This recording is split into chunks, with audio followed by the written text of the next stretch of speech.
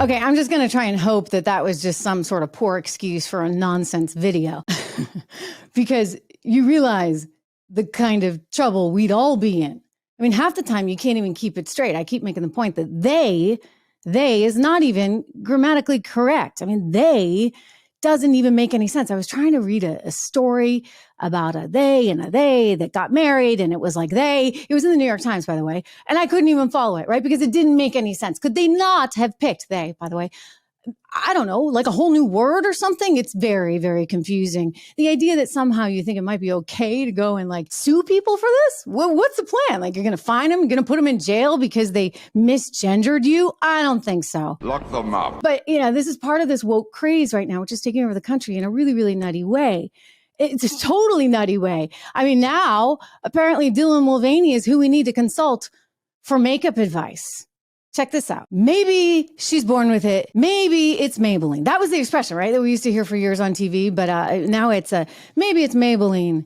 Maybe it's a man. I'm sorry, but this is nuts. All right. This is really, really nuts. Now, I will say, heck, if this darn makeup company can turn a man into looking like a woman, then, hey, maybe they got a reason for selling their stuff.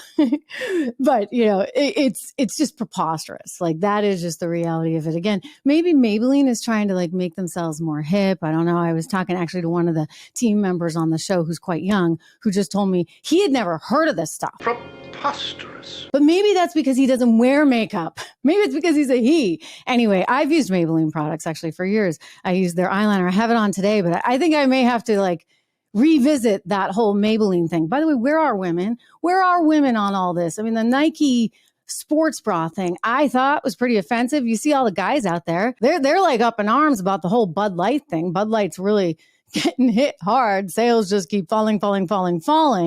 And yet women don't seem to be too worked up about this.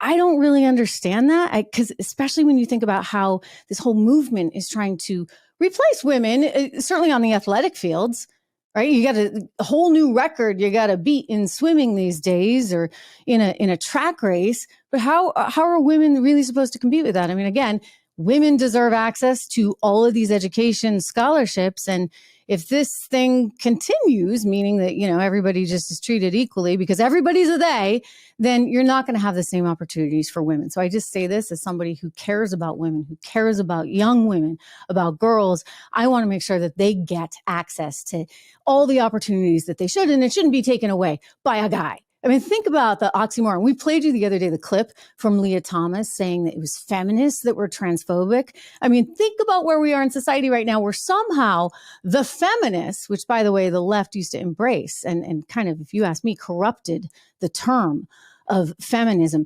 They said, feminism is great. And yet simultaneously, now Leah Thomas says it's the feminists that are bad because they're the ones that are transphobic. I mean, this logic is getting increasingly difficult to follow.